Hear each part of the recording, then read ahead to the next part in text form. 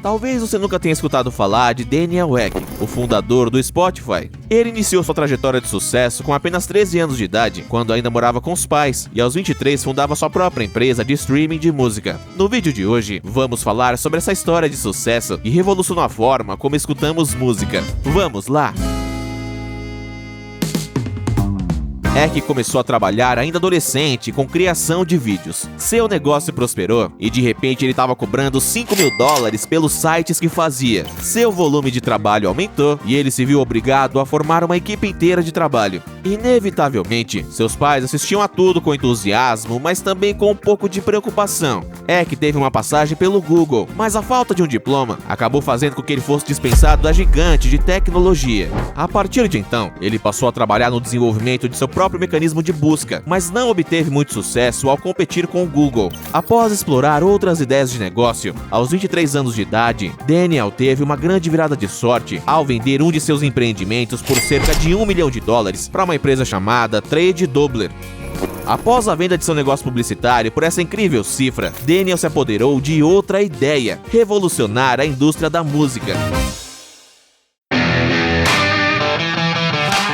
E a ideia do jovem surgiu em um quadro controverso no meio musical. Isso porque serviços como o Napster, o Kazaa e o Limeware e sites como o Pirate Bay ficaram populares ao fornecer arquivos de música em formato MP3 de forma totalmente gratuita e que podiam ser facilmente compartilhados. O que era bom para o público, mas péssimo para os artistas e gravadoras que não recebiam seus direitos. Diante desse impasse, surgiu a ideia de Daniel em fornecer um serviço que agradasse os dois lados. Dessa forma, ele concebeu uma plataforma no qual seria possível acessar de forma instantânea todas as músicas do mundo e de forma totalmente legal. A fonte para bancar esse empreendimento seriam anúncios pagos por empresas e metade das receitas seriam destinadas aos artistas. E assim nasceu o Spotify. Daniel acreditava que assim seria possível salvar a indústria da música da pirataria, mas não esperava que as gravadoras não olhassem para a iniciativa com tanto entusiasmo. Esse outro impasse não foi capaz de fazer com que o jovem desistisse de sua ideia, e ao lado de seu amigo e cofundador Martin, o Spotify foi fundado. O protótipo do produto foi criado em 2006 e foi preciso baixar ilegalmente centenas de milhares de músicas antes de negociar acordos de licenciamento dos direitos autorais, já que as gravadoras estavam se recusando a conceder as licenças. Afinal, era impossível criar um serviço de streaming de música sem músicas para colocar no protótipo do programa. O protótipo desenvolvido ficou incrível. O Spotify agora era um serviço elegante e profissional, apresentando um excelente mecanismo de busca e recursos de playlists. Possuía páginas dedicadas a artistas e álbuns, garantindo uma organização eficiente. E o mais importante de tudo, ao clicar em uma música, ela começava a tocar quase que imediatamente. Esse aspecto era crucial, já que a internet era muito mais lenta naquela época. Após ter concluído a plataforma, a equipe enviou convites beta para que os usuários testassem o serviço e eles pudessem obter um feedback. Foi um tremendo sucesso. Todos que experimentaram adoraram. E aí voltamos ao impasse com as gravadoras. As três grandes, como são conhecidas Sony, Warner e Universal, dominam a indústria musical e ter o apoio delas era fundamental para o sucesso do Spotify. Em reuniões com as gravadoras, Daniel apresentava um modelo de negócios baseado em música gratuita para os usuários, tudo financiado por anúncios, e garantia que elas iriam receber uma parcela significativa de toda a receita gerada pela publicidade da plataforma. Mas apesar dos argumentos de Daniel, assim que os executivos das grandes gravadoras ouviam a palavra grátis, seu interesse desaparecia e elas não demonstraram interesse no modelo de negócios baseado em anúncios. Em vez disso, expressaram um desejo de receber um valor fixo a cada vez que uma música fosse reproduzida. Porém, essa forma de pagamento poderia ser desastrosa para o Spotify, pois não havia garantia de que a receita proveniente dos anúncios seria suficiente para cobrir a porcentagem das gravadoras. Finalmente, eles conseguiram chegar a um acordo e o Spotify decidiu incluir uma versão paga de seu serviço, mediante uma assinatura mensal fixa. Além disso, concordaram que as gravadoras e artistas musicais receberiam em torno de 70% de toda a receita gerada, juntamente com a participação significativa nas ações do Spotify. Apesar do acordo bem sucedido, não estava claro para o Spotify se esse modelo de negócio seria sustentável, já que a empresa ficaria com apenas 30% da receita, e não se sabia ao certo se esse valor seria suficiente para cobrir todos os custos. Finalmente, em outubro de 2008, o Spotify foi oficialmente lançado.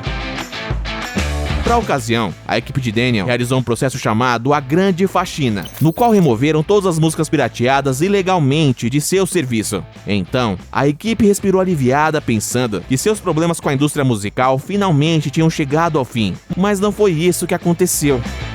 Ao longo dos anos, a indústria da música, incluindo gravadoras e artistas, frequentemente ameaçavam revogar as licenças do Spotify se não fossem feitas as mudanças desejadas. Isso incluía a remoção de recursos da versão gratuita do aplicativo, a fim de incentivar as pessoas a aderirem à versão paga, que era mais lucrativa para a indústria da música. Para Daniel e sua equipe, era frustrante ter que piorar seu produto gratuito, mas as gravadoras tinham tanto poder sobre eles que não havia outra opção. Além disso, o Spotify estava também enfrentando batalhas com muitos artistas. Alguns deles chegaram a retirar completamente seus catálogos do Spotify. Estamos falando de grandes nomes como Metallica, Pink Floyd, Beatles e Bob Dylan. Músicos também criticavam a plataforma criada por Daniel de forma pública, principalmente por considerarem um pagamento aos artistas insuficiente. Mas a verdade é que o Spotify não tinha controle direto sobre quanto dinheiro os artistas recebiam, uma vez que isso dependia de acordos particulares entre os artistas e as gravadoras. Mesmo assim, os artistas com frequência se sentiram em desvantagem, pois as gravadoras possuíam ações do Spotify e se beneficiavam do seu crescimento, enquanto eles não possuíam essa participação.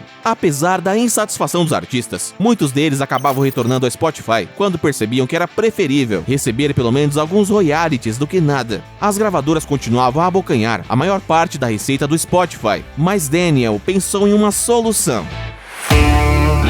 Em 2019, a plataforma passou a investir pesadamente em podcasts e na criação do seu próprio conteúdo. O resultado seria o menor pagamento para gravadoras e músicos, e a plataforma finalmente começaria a lucrar alto com o conteúdo próprio. Eles também passaram a se concentrar em oferecer uma experiência musical personalizada para os usuários. Através de um algoritmo exclusivo, tornou-se cada vez mais simples para os usuários obterem recomendações de músicas e playlists personalizadas conforme suas preferências pessoais. Mas o que os usuários não sabiam era que o algoritmo era tendencioso e recomendava sempre as músicas mais baratas para o Spotify licenciar, afastando assim os ouvintes das grandes gravadoras. Para isso, a plataforma licenciou músicas de uma biblioteca com um vasto acervo de sons livres de royalties. Dessa forma, apesar das críticas de gravadoras e artistas, a plataforma adquiriu um grande poder sobre a indústria da música. O Spotify chegou ao ponto de ser capaz de impulsionar qualquer artista do anonimato completo para o sucesso em pouco tempo, apenas com seus algoritmos. Muitas pessoas afirmam, inclusive, que o próximo passo do Spotify será investir em músicas e hits criados por inteligência artificial, aumentando ainda mais seu acervo de conteúdo próprio e sua lucratividade. A plataforma mudou muito desde seu lançamento, saindo das mãos das grandes gravadoras e artistas populares para licenciar conteúdo barato, com músicas livres de royalties, e conteúdo próprio com podcasts. Atualmente, Daniel entende o Spotify como um mercado de dois lados. Enquanto os usuários pagam para ouvir a música, os artistas pagam para receber mais royalties. A plataforma está permitindo até mesmo que os artistas promovam seus produtos e vendam ingressos através do aplicativo. Além disso, os artistas também pagam para obter classificações melhores nas playlists dos usuários. Desde 2017, Daniel Ek é considerado como uma das pessoas mais poderosas da indústria da música. A grande verdade é que não importa muito se você ama ou odeia o Spotify. Qualquer que seja a sua opinião sobre a plataforma, não há como negar que Daniel revolucionou a forma como as pessoas ouvem música. Passamos do vinil para fita cassete, depois pro CD e pro MP3, para finalmente chegarmos ao serviço de streaming musical. Tudo graças a um jovem genial, obcecado por trabalho, chamado Daniel Ek. Parabéns por ter ficado até aqui e por ter assistido a mais esse vídeo. Se você gostou desse conteúdo, deixe seu like e não se esqueça de se inscrever no canal. Eu te espero no nosso próximo encontro aqui no canal Negócios de Sucesso. Um grande abraço e até logo!